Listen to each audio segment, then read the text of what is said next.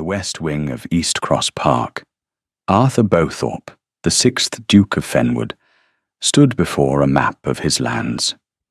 It was a document of breathtaking detail, drawn a century ago, the ink faded to the colour of old tea. Yet his focus was not on the familiar contours of his own estate, but on the line that marked its border with the neighbouring property, Larkler. A line that, for 3 generations, had been a source of quiet, intractable dispute. His steward, Mr. Davies, a man as weathered as the park's ancient oaks, stood a respectful distance behind him. Another letter from Mr. Pym, Your Grace, on behalf of the Wicklayer estate. Arthur did not turn. His gaze remained on the map, where a small, architecturally distinct wing of the Larkler Manor House was shaded in a way that suggested ambiguity. The Penhaligon wing. And what does Mr. Pym say for Miss Wicklayer this time? He reiterates her position, Your Grace, that the Penhaligon collection is, and has always been, part of the Wicklayer entail, and that any suggestion otherwise is an affront to her late father's memory. My grandfather and father would have argued the point, Arthur said, his voice devoid of heat. It was a statement of fact, not of temper. The collection was collateral for a debt never repaid. The letters between my great-grandfather and hers are quite clear on the matter. Mr. Pym makes mention of a subsequent agreement, for which he claims the documentation is lost. That nullified the debt, Davies reported, his own tone neutral. He had been reporting on this dispute his entire working life. Arthur finally turned from the map. His face was composed, his slate-blue eyes holding a familiar expression of controlled patience. At 34, he had inherited the dukedom, the estate, and the quarrel all at once. He treated them all with the same methodical seriousness. The documentation is lost because it never existed. The Wicklayers have pride. I understand that. But they do not have the right to my family's property. He moved towards his desk. Draft a reply. We will not press the matter with undue aggression, but we will not yield. The claim stands. Very good, Your Grace. Davies withdrew, leaving the Duke alone in the quiet of the library. Arthur looked back at the map. He had never met the new Miss Wickler, who had inherited upon her father's death some months ago. He pictured a woman much like her father, stubborn, proud, and clinging to a version of history that suited her family's narrative. The dispute was not a matter of anger for him. It was a matter of order, a line on a map, a debt on a ledger, a principle to be upheld. He would be correct, and he would be patient. And in the end, the matter would be resolved as it ought to be. 20 miles away, in the morning room of Larkler Manor, Edith Wicklayer held a near-identical letter from the same Mr. Pym in her hands. The paper was crisp, the solicitor's hand elegant, but the words were a familiar irritation. The Duke of Fenwood remains firm in his ancestral claim. Her companion, a woman of her late mother's generation, named Mrs. Gable, watched her with sharp, knowing eyes. The new Duke is as stubborn as the old one, it seems. Edith placed the letter on the table beside a small, practical sewing basket. At 27, she had an air of quiet capability that had been hard-won. She was not beautiful in the fashionable sense. Her features were too serious, her dark hair too plainly styled. But her eyes were intelligent, and her hands, though slender, looked as if they knew their way around more than just embroidery. He is mistaken, Edith said, her voice calm. My father was clear on the matter. The debt was forgiven. The Penhaligon wing and the books within it are as much a part of Larkler as the roof over our heads. A roof which is currently leaking in the West Gallery, Mrs. Gable noted, with the pragmatism of a long-serving friend. Edith gave a small, weary sigh. I know. Mr. Henderson says the lead flashing has failed entirely. It is a major repair. The truth was, Larklear was a drain. Her father had been a scholar, not a businessman, and the estate had suffered for it. Rents were low, tenants were struggling after a poor harvest, and the house itself was slowly succumbing to genteel decay. The Duke of Fenwood's persistent claim on the Penhaligon collection, the most valuable single asset she possessed, was more than an irritation. It was a threat. The Bowthorpes have always wanted what isn't theirs, Mrs. Gable said, echoing a sentiment Edith had heard her entire life. They have East Cross, one of the finest parks in the county. Is that not enough for them? Edith looked out of the window, across the sloping lawns towards the dense woods that marked the boundary. She had never set foot on East Cross land, nor had the Duke of Fenwood, to her knowledge, ever set foot on hers. They were neighbours in geography only. In every other sense, they were opposing states, their relations conducted by paid emissaries like Mr. Pym. It is a matter of pride for him, I suppose, Edith said, more to herself than to her companion. As it is for me. She picked up the letter again. I will not have him think I am so easily cowed. I am my father's daughter. Larklear is my responsibility. He will find me no less firm than those who came before me. She would write to Mr. Pym. She would instruct him to hold the line. The Duke of Fenwood, this stranger with his ancient title and his baseless claims, would learn that the new mistress of Larklear was not a woman to be trifled with. The house, the land, and the quarrel were hers now, and she would not surrender an inch of any of them. The autumn rains began that evening, a soft drumming on the window panes that, by midnight, had become a furious onslaught. All through the night, the wind howled around the old stones of Larkley Manor, a mournful, angry sound. Edith lay awake, listening to the groaning of timbers and the unsettling rattle of a loose slate somewhere above her. The house felt vulnerable, its age a weakness against the storm's assault. The sound that finally brought her from her bed was not the wind, but a deep, rending crack, followed by a rumbling cascade that seemed to shake the very foundations of the building. It came from the west, from the oldest part of the house, from the gallery. She was already pulling on a dressing gown when Mrs. Gable appeared at her door, a candle held aloft in a trembling hand, her face pale. Edith, my dear, you must come. But be careful. Something has happened. The scene in the West Gallery was one of devastation. A huge section of the ceiling had collapsed, bringing down plaster, lathes, and a deluge of rainwater.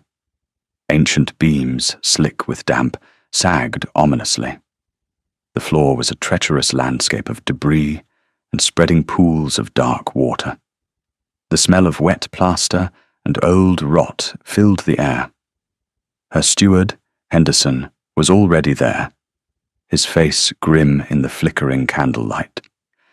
The main truss has given way, Miss Wickler. The whole wing is unstable. We were lucky it happened at night. If anyone had been in here... He didn't need to finish. Edith looked at the wreckage, her heart sinking. This was not a simple leak. This was a catastrophe. The library? The Penhaligon wing? She asked, her voice tight. The collapse is in the gallery adjoining it, miss. But the wall is compromised. It's not safe. None of it is. For a long moment, she could only stare. The cost of this. It was unthinkable. It was more than the estate could possibly bear. Larkley was not just her home. It was her burden, her duty, and it was crumbling around her. They spent the next day in a state of managed crisis. Buckets were placed, furniture was moved, and tarpaulins were dragged over what could be saved. By late afternoon, Henderson delivered his considered verdict. It was worse than he had feared. Not only was the entire west wing uninhabitable, but the main part of the house had also suffered structural damage. The kitchens were flooded, and a chimney stack was threatening to collapse. "It is not safe to remain here, Miss Wicklier," he said, his voice heavy with the weight of the pronouncement. "Not for you, not for any of the staff. We must evacuate the house until it can be properly surveyed and secured." Evacuate. The word seemed alien. Where would they go? The dower house was let. The vicarage was small. She had no other property. The faces of her household staff looked towards her, waiting, trusting. She was their mistress, their provider, and she had nowhere to take them. It was Mrs. Gable who spoke the name, her voice hesitant, as if the word itself were a transgression.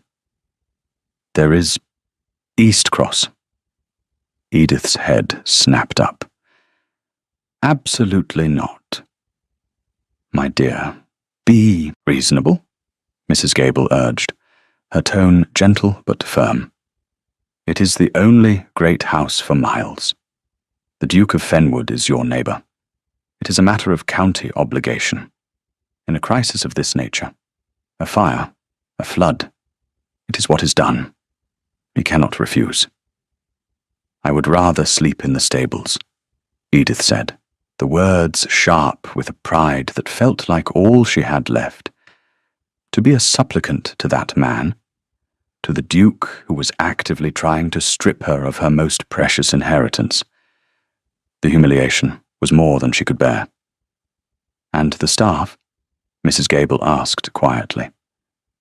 "Mrs. Davies, who is 60 years old. Young Mary, the kitchen maid. Will they sleep in the stables too?"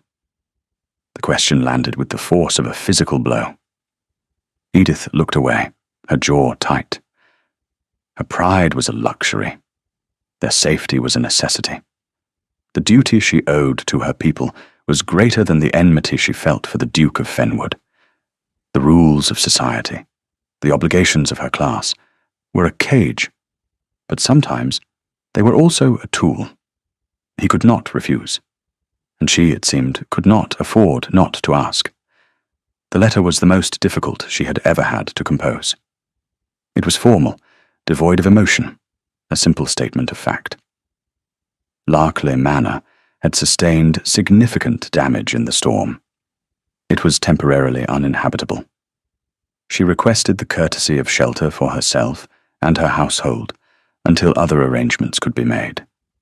She signed it, E. Wicklier, sealed it with her father's ring, and sent a groom on the most reliable horse they had, riding into the gathering dusk towards the enemy camp. She waited for the reply, her stomach a knot of apprehension and resentment. She expected a cold, correct acceptance. She expected to be made to feel the full weight of his charity. The reply came within 2 hours. It was not a letter. It was the Duke of Fenwood's own carriage, empty, with his head coachman on the box, and a short, formal note delivered by his own footman. "Miss Wicklier," it read, in a strong, clear hand. "My house is at your disposal. I will expect you within the hour. The south wing has been prepared for you. Fenwood." There was no condescension, no flourish, just a simple, direct statement.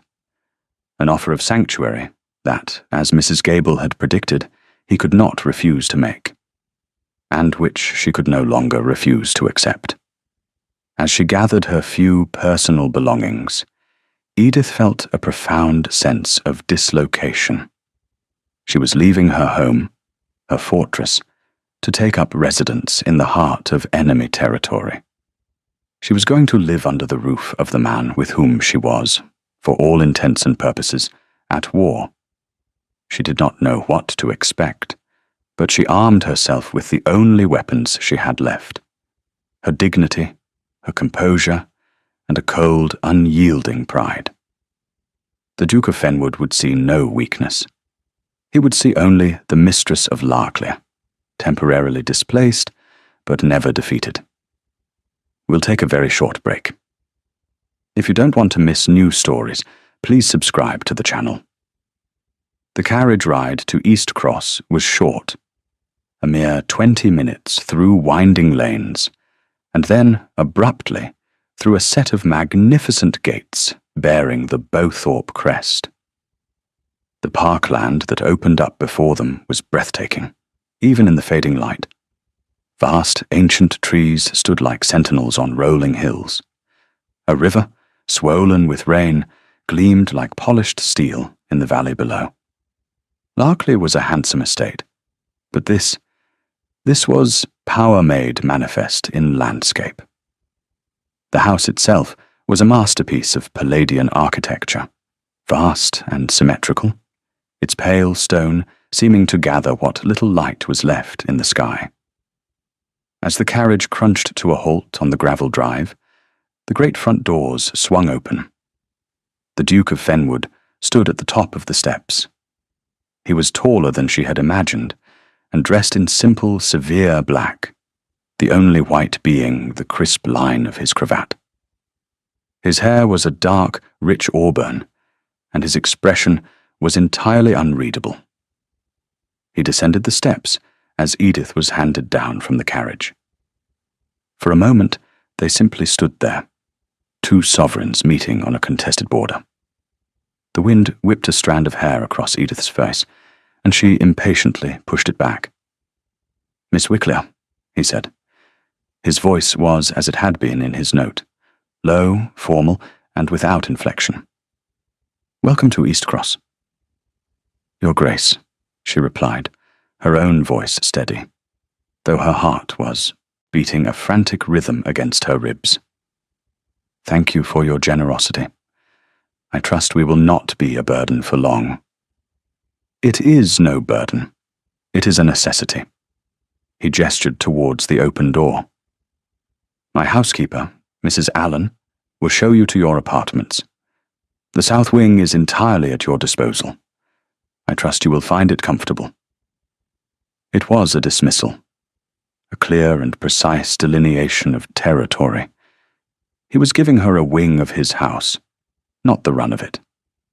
He was offering shelter, not friendship. The arrangement suited her perfectly. "You are very kind," she said, the words feeling like ash in her mouth. He gave a slight, almost imperceptible nod.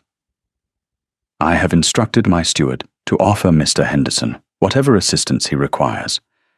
If you need anything, you have only to ask Mrs. Allen." And then he was gone, turning on his heel and disappearing back into the shadowy depths of his house without another word. He had not smiled. He had not offered his arm. He had performed his duty with the cold precision of a surgeon. Edith watched him go, a strange mixture of relief and resentment warring within her. She had been received, provided for, and compartmentalized. She and her household were now residents of the South Wing, a self-contained unit within the vastness of East Cross. They were guests, but also prisoners of a strange, unspoken treaty. The South Wing was, in fact, a complete house in miniature. A handsome drawing room, a smaller dining parlour, and a suite of bedrooms, all beautifully appointed, if a little impersonal. Mrs. Allen, a woman as formal and efficient as her master, showed them their rooms and explained the arrangements. Meals would be served in their own parlour. Their staff would coordinate with hers. The Duke, she explained, generally kept to the north wing and the library. The central saloons were rarely used. The geography of the house was to be a mirror of the geography of their relations. Two separate powers coexisting under one roof, with a vast neutral territory in between. In the days that followed, this strange, stilted peace held. Edith saw the Duke only once, a fleeting glimpse of him walking across the lawn with his dogs, a tall, solitary figure against the grey sky. He did not look towards the windows of the south wing. It was as if she were not there. She spent her time in long, anxious conferences with Henderson, who brought daily reports of the disaster at Larkley. The news was never good. The cost of the repairs would be ruinous. They pored over the estate accounts, searching for economies, for any source of revenue. The numbers swam before Edith's eyes, a relentless tide of debt and obligation. One afternoon, seeking a respite from the grim arithmetic, she found herself before the door to the East Cross Library. It was in the central part of the house, technically neutral ground. Hesitantly, she pushed it open. The room was magnificent, 2 stories high, lined from floor to ceiling with books.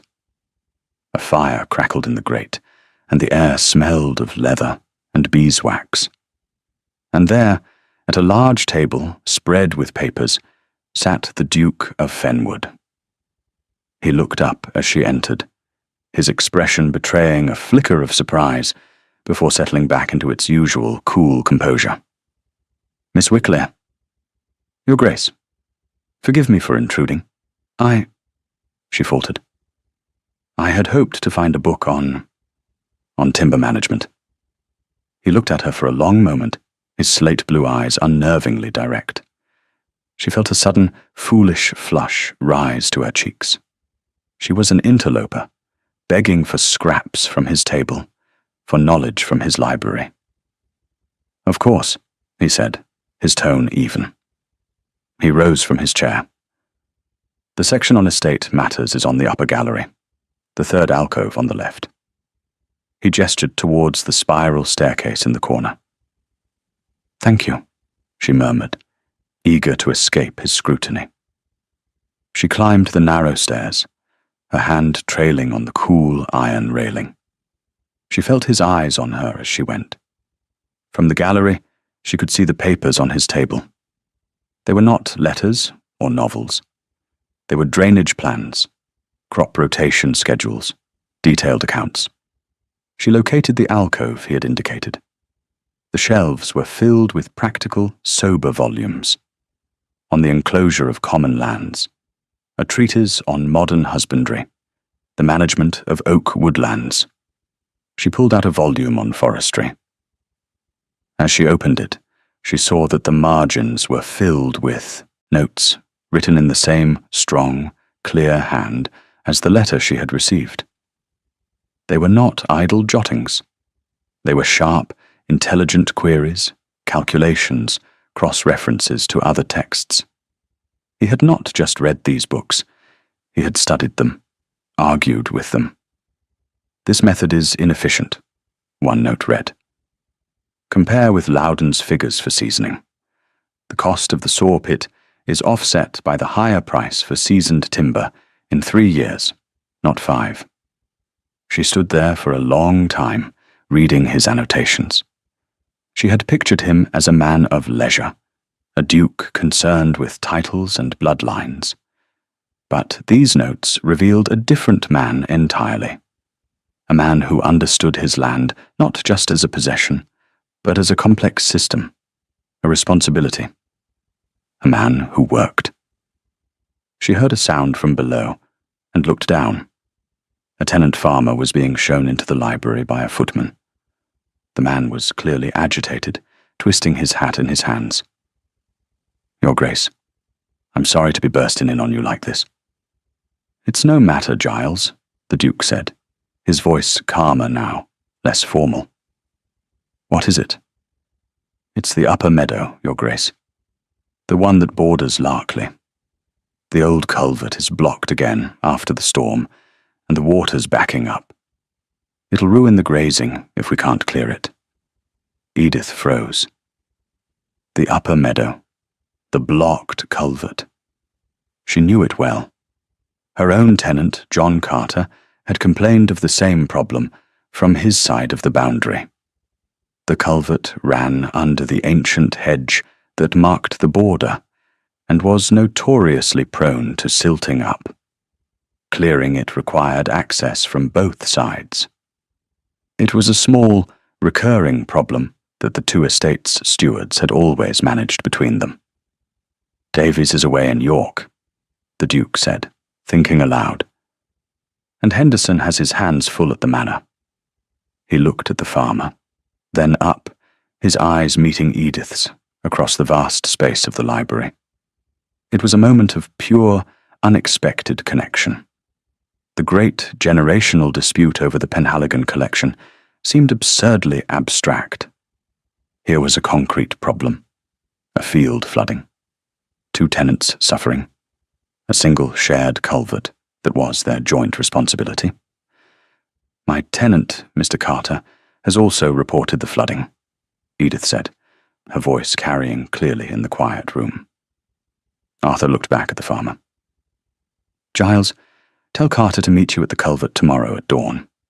Bring 2 men with shovels. I will be there." He then looked back up at Edith, a question in his eyes. He did not ask it aloud. He did not need to. "I will be there as well," she said. For the first time since she had arrived at East Cross, the Duke of Fenwood almost smiled.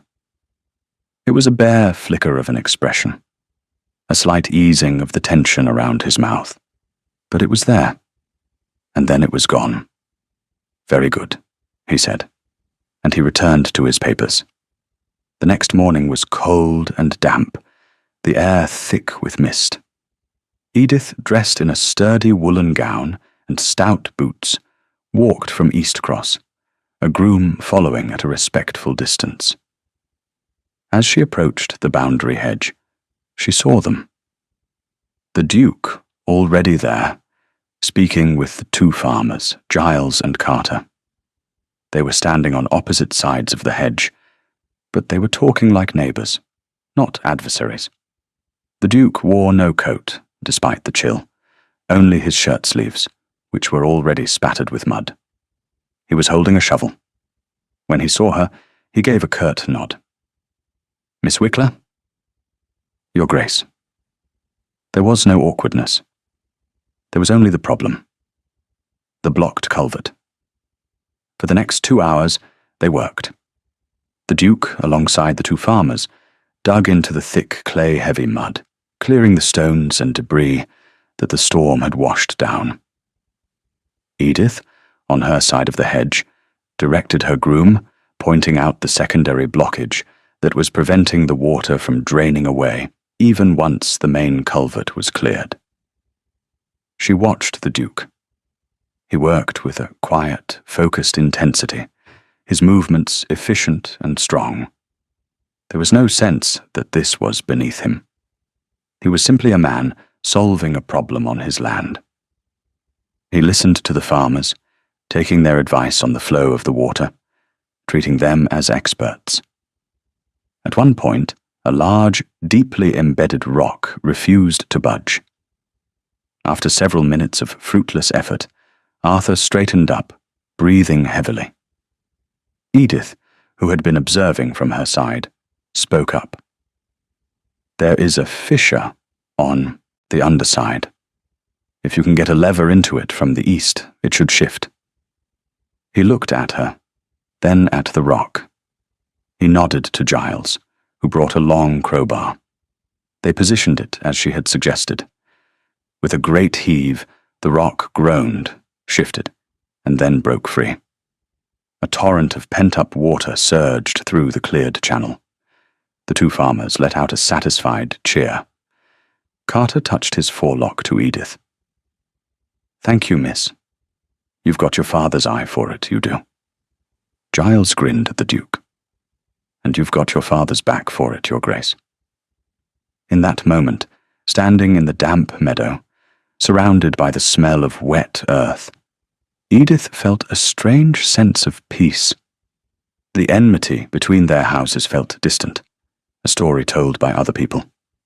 Here, on the land, there was only the shared work, the shared satisfaction. Arthur walked over to the hedge, wiping his muddy hands on a rag.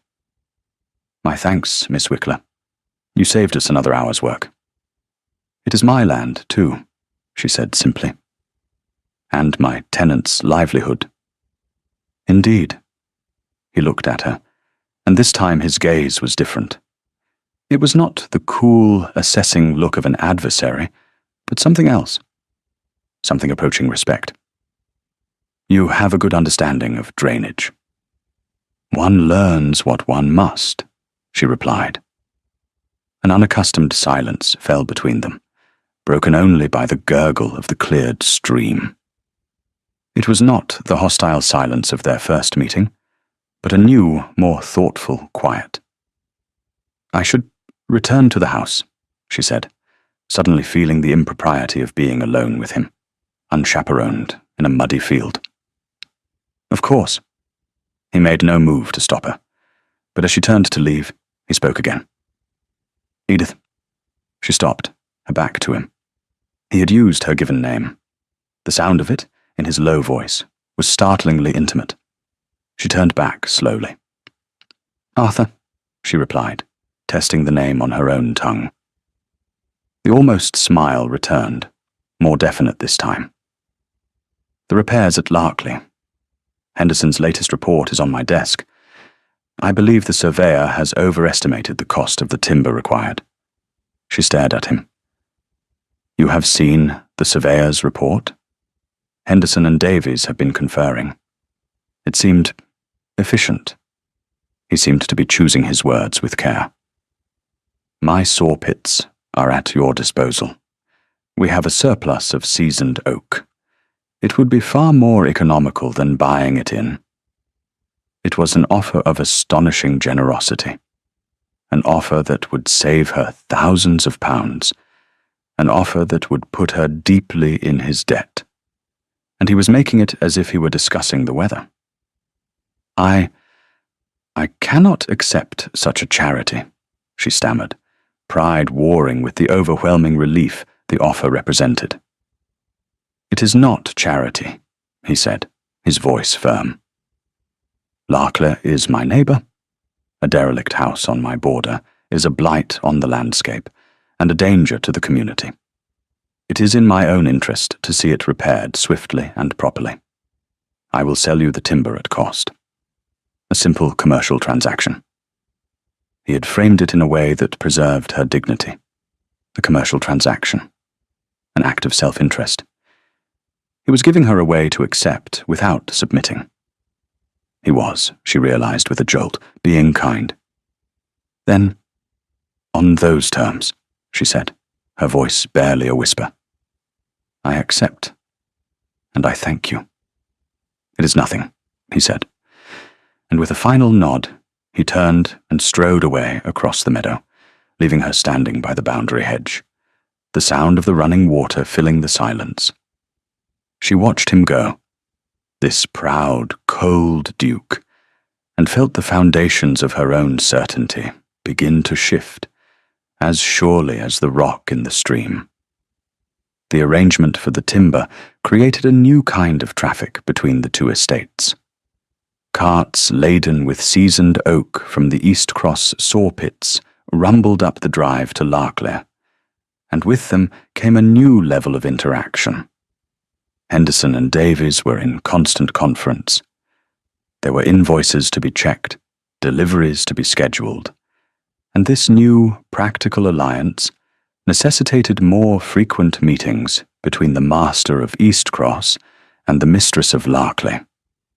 They met by unspoken agreement in the library.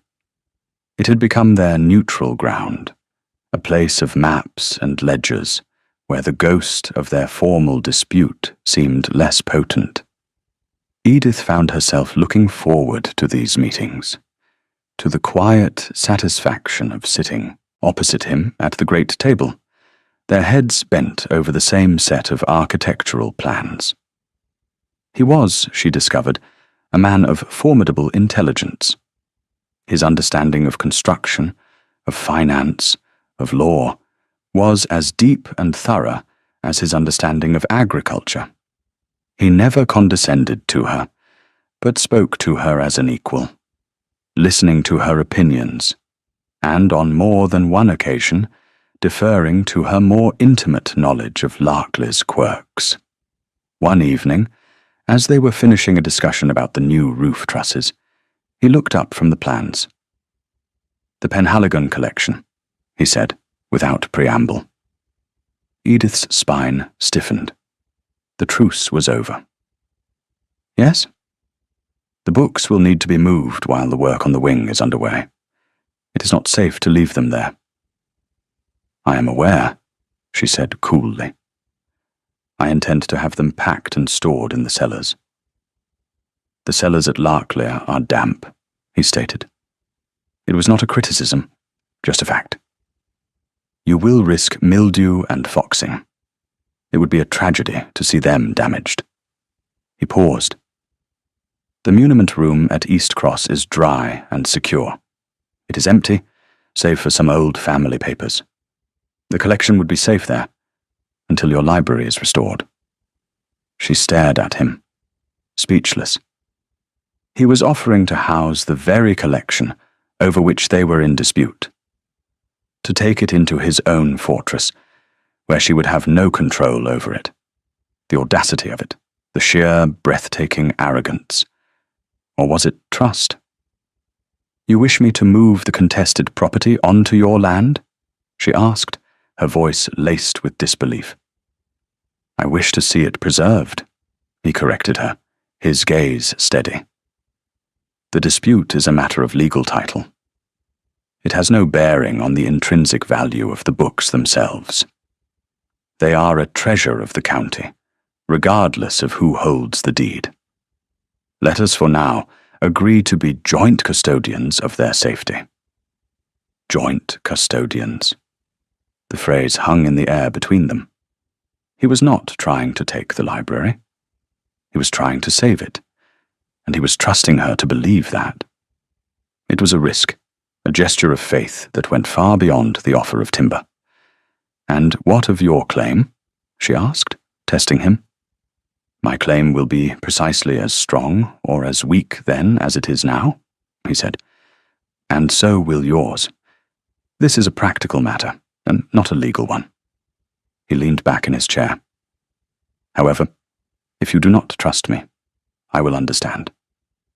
The challenge was clear. The entire, fragile edifice of their newfound respect rested on this moment. To refuse was to declare that she believed him capable of theft, of using this crisis to his advantage. To accept was to place her most valuable possession, the very symbol of her family's honor, into the hands of her enemy. She thought of the notes in his books, of his hands, muddy from clearing their shared stream, of the careful way he had framed his offer of timber to spare her pride. He fought for what he believed was his, but he fought with honor. He was not a man who would steal books in the night. "Very well," she said, her voice quiet but firm. "I accept your offer. We will be joint custodians." A look of profound relief crossed his face, so swift she almost missed it. "Thank you," he said. The next days were a blur of activity. Under Arthur's precise direction, a team of his estate workers, supervised by Edith, carefully packed the thousands of volumes of the Penhaligon collection. They worked together in the dusty, damaged wing, a strange partnership born of necessity. Arthur, she noted, handled the books with a reverence that matched her own. He knew the collection, not just as a contested asset, but as a library. He pointed out a rare first edition of Milton, a set of botanical illustrations he thought would particularly interest her. One afternoon, as they were carefully wrapping a heavy folio of antique maps, their hands brushed. It was the lightest of touches, skin against skin for a fraction of a second, but it sent a jolt through Edith that was as powerful as it was unexpected. She pulled her hand back as if burned. She did not dare to look at him, but she could feel the sudden tension in the air, the way the comfortable silence had become charged with a new, unspoken awareness. That evening, their solicitor, Mr. Pym, arrived. He had been summoned to draw up the formal agreement for the timber, and now a document acknowledging the temporary relocation of the library. He was a portly man, with a smooth, reassuring manner that Edith was beginning to find unnerving. He beamed at them as he was shown into the library. "Your Grace, Miss Wickler, what a pleasure to see you both, and what a splendid example of neighbourly cooperation in the face of adversity, a model for the entire county." "We are merely being practical, Pym," Arthur said, his tone dry. Of course, but it does my old heart good." He settled himself at the table, spreading his papers. "Now, as to the matter of the collection. I have drawn up a simple receipt, acknowledging that Eastcross is holding the books on Larkley's behalf. It makes no prejudice to either party's underlying claim, of course." He slid the paper towards Edith. She read it. It was as he said. But as she reached for the pen, Mr. Pym spoke again, his tone conversational. "A shame, though, that this unfortunate business with the roof has weakened your position so, Miss Wickler." Edith looked up, frowning. "I do not see how." "My dear lady," Pym said, with a sympathetic sigh. "You are now a guest in the Duke's home. You are accepting his assistance, his timber. It creates an appearance of dependency. In the eyes of the law, such things can matter. A chancery judge might well see it as an implicit acknowledgement of his superior claim." A cold knot of anger formed in Edith's stomach. "That is absurd. His Grace has offered assistance as a neighbour. Nothing more." Of course," Pym soothed. "But you know how these things look. The Duke, you see, is concerned. He mentioned to me only last week how delicate the situation was, how he worried you might feel beholden to him." Edith stared at the solicitor. Then slowly, she turned her head to look at Arthur. His face was a mask of cold fury. "Pym," the Duke said, his voice dangerously quiet. "You will be silent." But the damage was done. The solicitor's words, like a drop of poison, had tainted everything. Had Arthur's generosity been a strategy all along? A way to weaken her, to make her look like a poor relation, a dependent whose claims could be dismissed? The thought was a physical pain, a betrayal that cut far deeper than their formal dispute. All the nascent trust she had begun to feel curdled into suspicion and hurt. "Is this true?" she asked, her voice trembling slightly. "Did you say this to him?" "No," Arthur said, his eyes locked on hers. "I did not." "But you thought it," she whispered, the accusation born of her own wounded pride. "You offered me shelter. You offered me timber, all the while knowing it made my position weaker. You used my misfortune against me." "That is not true," he said, rising from his chair. "Pym is twisting my words. I expressed concern that you would feel uncomfortable, that the situation was difficult for you." "A subtle distinction," she shot back, her hurt hardening into anger. She stood up, pushing the unsigned document away from her. "The books will remain at Larkley. I will find a way to protect them myself. I will not be your debtor, Your Grace, not in timber and not in trust." She turned and walked towards the door, her back straight, her head held high. She did not look back, She could not bear to see the look of triumph she imagined must be on his face. "Edith, wait!" he called after her. But she did not stop. She fled the library, fled the central part of the house, and retreated to the cold sanctuary of the south wing. She had been a fool, a naive, trusting fool. She had mistaken calculated strategy for kindness. She had allowed herself to see a man who was not there. The war was not over. It had simply moved to a new, more treacherous battlefield, and she had just walked into his trap. The days that followed were colder than any that had come before. The fragile truce was shattered. A wall of ice had descended between the south wing and the north. They communicated now only through their staff, brief, formal messages concerning the logistics of the ongoing repairs. The work on the Larkley roof continued, with timber from the East Cross saw pits, but now every plank felt like a coin in an ever-increasing debt of humiliation. Edith avoided the library. She took her meals alone in her parlour, Mrs. Gable's attempts at conversation falling into worried silence. She felt trapped, not by the walls of East Cross, but by her own misjudgment. The memory of her conversation with the Duke, poisoned by Mr. Pym's intervention, played over and over in her mind. Had he truly meant to deceive her? Or had she, in her pride and suspicion, wronged him? The uncertainty was a torment. One afternoon, a message arrived from the vicar, Mr. Albright. A fever had broken out in the village, in the small cluster of cottages that lay half on Larkley land, half on East Cross land. Several families were ill, including the family of her own tenant, John Carter. The doctor was overwhelmed. Help was needed.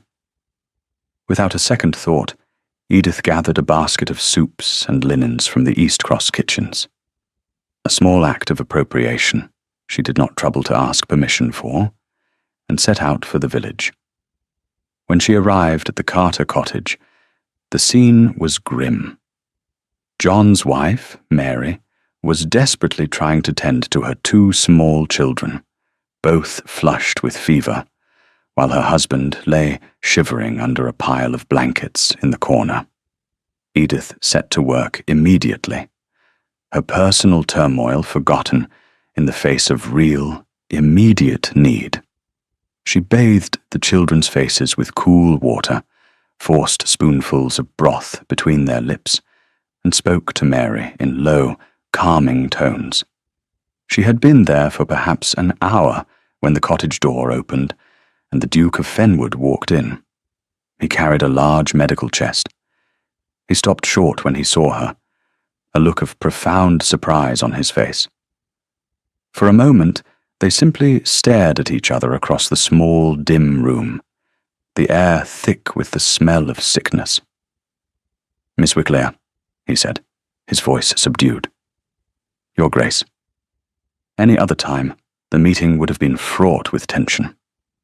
But here, in this small room, surrounded by human suffering, their personal quarrel seemed petty and insignificant. He did not question her presence.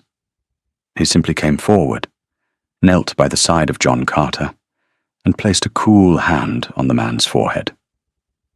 "Mr. Albright sent for me," he explained quietly. "The doctor is at the far end of the village. He asked me to bring quinine and laudanum." He opened the chest and began measuring out a dose, his movements calm and assured. Edith watched him, a strange feeling stirring in her heart. He was here, in this humble cottage, tending to a sick tenant, as if it were the most natural thing in the world. There was no performance, no sense of noblesse oblige, just a quiet, focused competence. For the rest of the day, they worked together, a silent, efficient team. He tended to the men, his physical strength helping to move them, to make them comfortable. She tended to the women and children, a quiet patience soothing the frightened, her practical knowledge invaluable. They moved from cottage to cottage, a strange procession of two, the Duke and the neighbouring mistress, their enmity suspended by a shared crisis. They spoke very little. There was no need for words. They anticipated each other's needs, passing a cloth, a cup of water, a bottle of medicine, with an unspoken understanding. In the shared urgent work of saving lives, they saw each other stripped of titles, of history, of pride. They saw only the person. Late in the evening, as the last of the patients had been settled, they stood outside in the cold night air, exhausted. The moon was high, casting a silver light over the sleeping village. "You should not have been here," Arthur said, his voice rough with fatigue. "It was a risk. The fever." "They are my people," Edith replied simply. "As they are yours. There was no choice to be made." He looked at her, his face shadowed, his eyes dark in the moonlight. "No," he said softly. "There was not." He hesitated, then spoke again, the words seeming to be pulled from him. "Pym lied to you, Edith." She looked away, towards the distant lights of East Cross. "Did he?" "Yes. I have dismissed him. He will no longer act for my family or for my estate." The news was a shock. To dismiss a solicitor whose family had served yours for generations. It was a drastic, almost unheard of step. Why? Because he attempted to profit from our dispute. Because he used your misfortune to try and secure his position. And because he lied about me to you, and I have no doubt about you to me. He took a step closer. For years, he has been the conduit through which our families have misunderstood each other. He has nurtured the grievance, because the grievance paid his bills. Edith thought of all the letters, all the carefully phrased insults and demands, all filtered through Mr. Pym. Had their entire family history of animosity been curated by one self-serving man? "I never said I thought you were beholden to me," Arthur continued, his voice low and intense. "I said to Pym that I had placed you in an impossible position, and that I regretted it. I said that any woman of pride would resent being forced to accept help from an adversary, and that I admired you for it." He paused. "He took my respect for you, and he twisted it into a weapon to use against you. And for that, I will not forgive him." She looked at him then, and saw in his face not the cold, arrogant duke she had once imagined, but a man of deep, unbending integrity. A man who had just publicly defended her honor and his own at significant cost. "I believe you," she said, the words a quiet admission of her own failing. "I should have believed you in the library. My pride. It heard what it expected to hear." "We have both been ruled by pride," he said, "and by a history that was not of our making." A silence fell, but it was a silence full of meaning, a silence in which a new understanding was being forged. "The books," she said suddenly. "They are still in the Penhaligon wing. It is not secure." "I know." "You should have them moved to your muniment room," she said. It was an apology, an act of trust, and a peace offering, all in one. "I will send the men tomorrow," he replied. His voice was gentle. "We will be joint custodians." He offered her his arm. After a fractional hesitation, she took it. Together, they began the long walk back to East Cross. Two adversaries who had, in the crucible of a shared crisis, found their way to an unexpected truce. The ground between them had shifted. The war, they both knew, was over. The question that remained, unspoken in the quiet of the night, was what, if anything, would rise in its place. In the weeks that followed, the atmosphere at East Cross was transformed. The invisible walls between the north and south wings dissolved. Edith no longer confined herself to her apartments, but moved freely about the house. She and Arthur now dined together each evening, often with Mrs. Gable as a silent, approving chaperone. Their conversations were no longer limited to timber and roof repairs. They spoke of books, of music, of politics, of the future of farming. Edith discovered a keen, dry wit beneath Arthur's reserved exterior, and he, in turn, seemed to delight in her sharp, incisive mind. The Penhaligon collection was moved, with great care, to the East Cross muniment room. The day the last crate was sealed, Arthur handed Edith a key. "For your half of the custodianship," he said, a faint smile playing on his lips. She took it, their fingers brushing for a second longer than was strictly necessary. The repairs at Larkley were proceeding at a pace that would have been impossible without Arthur's help. Edith rode over every other day to supervise the work, and more often than not, Arthur would find a reason to accompany her. They would walk through the shrouded, half-empty rooms of her home, discussing the placement of a new window, the restoration of a plaster cornice. In a strange way, the rebuilding of her house had become a joint project. Edith knew she was falling in love. It was a slow, quiet, and deeply unnerving process. It was one thing to respect the Duke of Fenwood, to be grateful to him. It was quite another to feel this breathless anticipation at the sound of his step in the hall, this deep, quiet contentment in his presence. He was still her family's ancestral enemy. He still maintained a legal claim to her most precious inheritance. And yet her heart refused to remember these facts. It remembered only the man who had worked beside her in a muddy field, who had tended to her sick tenants, who looked at her not as a rival, but as an equal. She began to spend her afternoons in the East Cross Library, not for research, but for another purpose. The dispute over the Penhaligon collection had been based on a handful of letters from their great-grandfathers. Driven by a new, urgent curiosity, she began to search for more. She wanted to understand how this all began, not from the curated history of solicitors, but from the source. She found what she was looking for, not in the main library, but in a dusty, forgotten corner of the Larkley attics, where her father's personal papers had been stored. It was a small, leather-bound journal, kept by her great-grandfather, Alistair Wicklayer. She took it back to East Cross, and with a sense of trepidation began to read.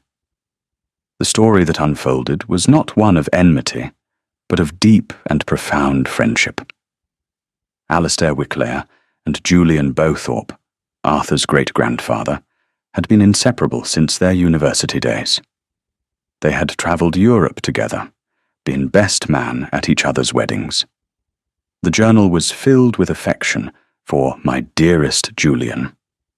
Then the tone shifted. Alistair, it became clear, had made a series of disastrous investments.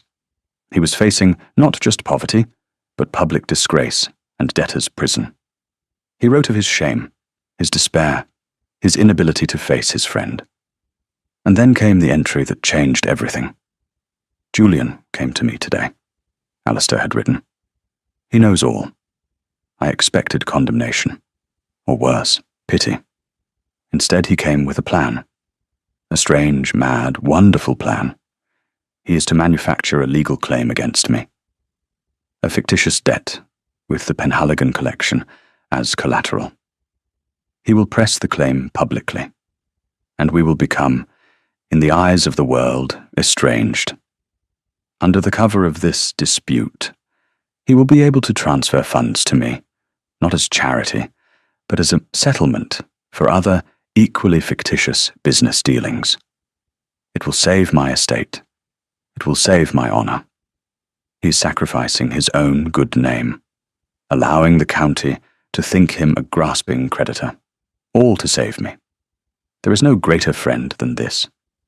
The world will see a feud, but we and God will know it for what it is, an act of love. Edith sat there, the journal open in her lap, the ink faded, but the words burning with a truth that dismantled a century of lies. The feud was a fabrication, a shield, a carefully constructed performance designed to protect one friend's honor by another. The Bowthorpe claim was not an act of aggression, but an act of profound, secret loyalty. For generations, their families had nursed a grievance that was never real. They had inherited the performance, but forgotten the reason. The letters Mr. Pym had used as evidence were part of the script, written for a public audience. The truth was here, in this private journal. Her first instinct was to run to Arthur, to show him, to unravel the whole sorry tangle at once. But she stopped herself. This was his family's honor, as much as hers. His great-grandfather had chosen to bear the world's censure in silence. To reveal the truth now would be to expose the Wicklear family's secret shame, the very thing Julian Bowthorpe had given so much to conceal. What was the right thing to do? To continue the charade, out of respect for the dead? Or to bring the truth to light, and finally set their own generation free? She was still wrestling with this dilemma when a new complication arrived, in the form of Sir Reginald Croft. Sir Reginald was a neighbouring landowner, a widower of considerable fortune, who had been making his interest in Edith clear for some time. Now that she was in residence at East Cross, he became a frequent visitor. He was handsome, charming, and unfailingly agreeable, and he was a vocal supporter of her side in the dispute with the Duke. "You are a paragon of fortitude, Miss Wicklear," he said one afternoon, as they sat in the south wing drawing-room. Arthur had been called away to London on business for a few days. To endure the Duke's hospitality while he continues to press this outrageous claim. I admire your strength. The Duke has been very kind, Edith said, her tone cooler than she intended. Kind? Sir Reginald laughed. My dear lady, he is a Bowthorpe. They are known for their arrogance. He is merely playing a part, biding his time. Do not trust him. Your father would not have. His words, meant to be sympathetic, felt like an attack. He was echoing the old, false narrative, the very lies she now knew to be untrue. She saw him then not as a suitor, but as a representative of the world that had misunderstood the truth for 100 years. When Arthur returned from London, he found Sir Reginald a near-permanent fixture in his house. He would arrive for tea and stay for dinner. His flattery of Edith and his subtle digs at Arthur A. constant, grating presence. Arthur endured it with a cold, impeccable courtesy that Edith knew was a mask for a growing fury. The breaking point came one evening in the drawing-room. Sir Reginald was, once again, lamenting the injustice of the Bowthorpe claim. It is a matter of principle, he declared, looking at Edith with soulful eyes. A man's home, a lady's inheritance, should be inviolate. For the Duke to use his position, his power, to try and take what is rightfully yours. It is dishonourable. Before Edith could reply, Arthur spoke.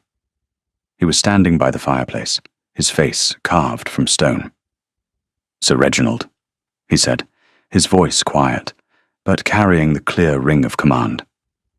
You are a guest in my home. You will not speak of my honour, or lack of it, under my roof. Sir Reginald flushed. I speak only of what the entire county knows to be true. You speak of things of which you know nothing, Arthur said, taking a step forward. The matter between Miss Wickler and myself is precisely that. A matter between us. It does not concern you, and your opinion is not required. I have a right to my opinion, Sir Reginald blustered, rising to his feet. And I have a right to defend a lady's interests when they are under attack. Miss Wickler is more than capable of defending her own interests, Arthur said, his voice dropping to a dangerously low pitch. She does not require a champion, particularly one so ill-informed. The insult was deliberate, unmistakable, a challenge. Sir Reginald paled, then puffed out his chest. I see how it is. You will not bully me, Fenwood, nor will you blind Miss Wickler with this pretense of civility. I will take my leave. Miss Wickler, he said, turning to her with a dramatic bow. When you have need of a true friend, you know where to find me. He stormed out of the room. A tense, heavy silence remained. Edith looked at Arthur. He had not defended his claim. He had defended her. He had defended her competence, her strength, her right to fight her own battles. He had dismissed a wealthy and influential neighbour, risking a public quarrel on her behalf. Thank you, she said softly. He turned to face her, the anger draining from his face, leaving it weary. I'm sorry you were subjected to that. He meant well, I suppose, she said, though she did not believe it. He meant to win your favour by echoing your prejudices, Arthur corrected her. He thinks you are a woman who needs to be flattered and rescued. He does not see you at all. He took a step closer, his eyes searching hers. I see you, Edith. The simple words were more powerful than any declaration of love. He saw her, the capable, intelligent, stubborn woman who had argued with him over drainage plans and worked beside him to save a dying child. And in that moment, she knew what she had to do. The truth was not a weapon. It was a key. It could unlock them both from the prison of the past. Arthur, she said, her heart pounding. There is something you must see. Something that will change everything. She went to her room and returned with her great-grandfather's journal. She opened it to the marked page and handed it to him. Read this. He took it, a frown of puzzlement on his face. He began to read. She watched his face as the story unfolded. She saw his frown deepen, then his eyes widen in disbelief. She saw the slow dawn of comprehension, the shock, and then a profound, aching sadness.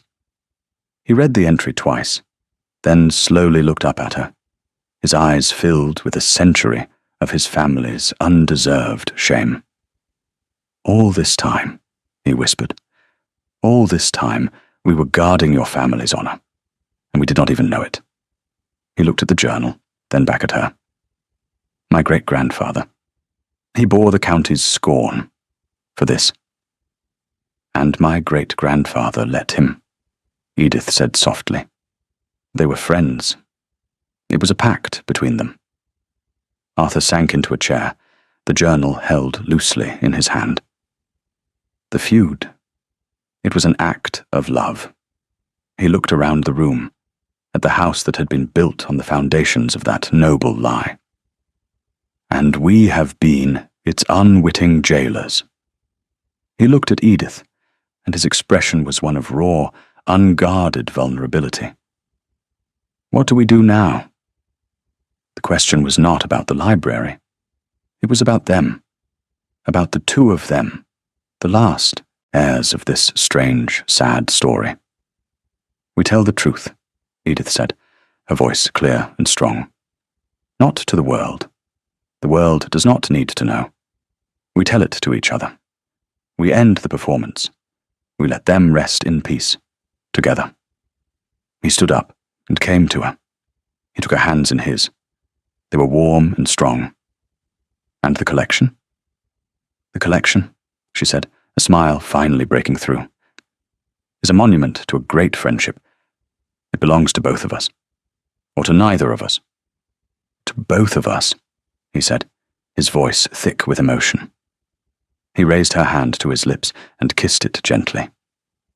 Edith Wicklear, will you do me the honor of helping me put an end to this ridiculous, noble, century-long war? I will, she whispered. The final resolution was quiet and private, conducted not with solicitors, but between the two of them, in the East Cross Library, the place where they had first truly met. Arthur, in a formal letter, a copy of which was sent only to her, officially and irrevocably withdrew the Bowthorpe family's claim on the Penhaligon collection. He made no mention of the journal, stating only that new historical evidence had come to light that proved his family's claim to be without merit. It was a public act of concession, one that would cause whispers in the county, one that would make him look weak in the eyes of men like Sir Reginald. It was his act of peace. Edith, in turn, wrote her own letter. She proposed that the Penhaligon collection, now indisputably hers, should not return to Larkley. Instead, she wished to gift it, in its entirety, to a new trust. This trust, she proposed, would be charged with establishing a public lending library in the county town, to be governed by a board of trustees. She requested that the Duke of Fenwood consent to be the chairman of this new board. It was her act of peace, turning the object of their dispute into a shared gift to the community. He accepted. The day the last of the workmen left Larkler, Edith walked through her restored home. It was beautiful again, the scars of the storm healed, the rooms bright and airy. It was her home, secure and whole once more. But it was strangely quiet. She found herself standing in the empty Penhaligon wing. It was just a room now, a handsome, vacant space. The books were gone. The dispute was gone. The war was over. And she had never felt so lonely. There was a crunch of carriage wheels on the drive. She went to the window and saw the Fenwood carriage. Arthur himself swung down from the driver's seat. He met her in the hall. He was holding a single, leather-bound book. A housewarming gift, he said, holding it out to her. It was the first edition of Milton from the collection. But this is part of the trust, she said, confused. The trustees met this morning, he said, a ghost of a smile on his face. The chairman exercised his discretion. He felt the first book in the new Larkley library should be an old friend. She took the book, her fingers tracing the gold leaf tooling. Thank you. Edith, he said, his voice serious now. I have become accustomed to your company. East Cross is too quiet without you. She looked up at him, her heart in her eyes. Larklear is too quiet, also. I have a proposal, he said, taking a deep breath. A final treaty to end all hostilities. A permanent union of the two estates. Not through a legal claim, but through a marriage. He looked at her, his pride stripped away, leaving only a man, vulnerable and hoping. Edith Wicklear, I have come to believe that my life will be a cold and empty thing without you in it. Will you be my wife? She did not need to think. She had known the answer for weeks.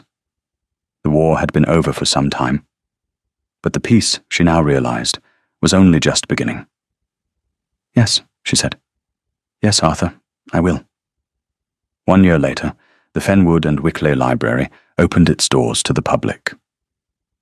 It was a handsome new building in the center of the county town, its shelves filled with the books of the Penhaligon collection. On a simple brass plaque by the entrance, an inscription read, "In memory of a great friendship." The Duke and Duchess of Fenwood stood amongst the crowd at the opening ceremony, side by side. He was the master of Eastcross. She was the mistress of Larkley. But they lived together, sometimes in one house, sometimes in the other, moving between the two estates as easily as crossing a room. The boundary line that had divided their families for a century was now just a line on a map. An old man, a tenant farmer from the village, approached them, his hat in his hand. "It's a wonderful thing you've done, Your Grace, your Duchess," he said, looking around the library in awe. "All these books, for the likes of us." Arthur smiled, a real warm smile that reached his slate-blue eyes. He put his arm around his wife's waist. "It was my wife's idea," he said. "She is the one with the vision." Edith leaned her head against his shoulder. "It was a joint enterprise," she corrected him softly. "Like all the best things are." Later that evening, they sat together in the library at Eastcross. A fire burned in the grate. The single volume of Milton, the first book of the new Larkley Library, sat on the table between them. The war was a distant memory, its history known only to them. The disputed object had become a gift. The enmity had become love. And two proud, stubborn people had, by looking past the stories they had been told, found in their greatest adversary their truest friend. Thank you for listening to the story all the way to the end. Please tell us which city you're watching from, and what the story made you feel. Don't forget to subscribe so you won't miss new stories.